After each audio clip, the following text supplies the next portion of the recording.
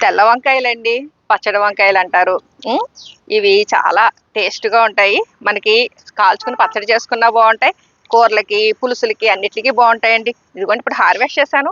ఇంకా కాయలున్నాయి చక్కగా. ఇంకివి మళ్ళీ 2, 3 రోజుల తర్వాత తయారవుతాయిలే అని వదిలేసానండి. ఇదిగోండి. ఇంకొక మొక్క కూడా ఉంది. ఇంకొక పాట్‌లోను. ఇదంతా కూడా గ్రీన్ కలరు గ్రో బ్యాగ్‌లో వేసిన మొక్కలండి ఇవి.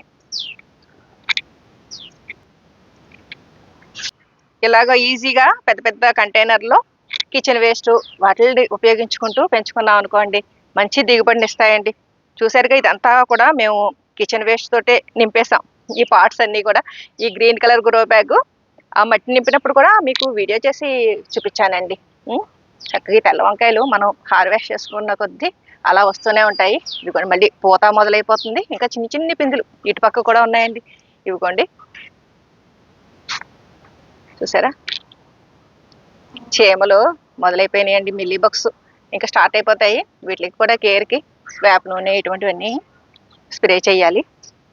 మన వంటింటి వ్యర్థాల నుంచి చక్కగా మనం వాటిల్ని మట్టి నింపుకోవడానికి వాటిని ఉపయోగించుకున్నాం అనుకోండి, అవి మంచి సారవంతమైన ఎరువు కింద మారి మనకు మంచి దిగుబడిని ఇచ్చేలాగా, కాయగూరలవి వచ్చేలాగా చేస్తాయి కదండీ! మొక్కలు కూడా హెల్తీగా పెరుగుతాయి.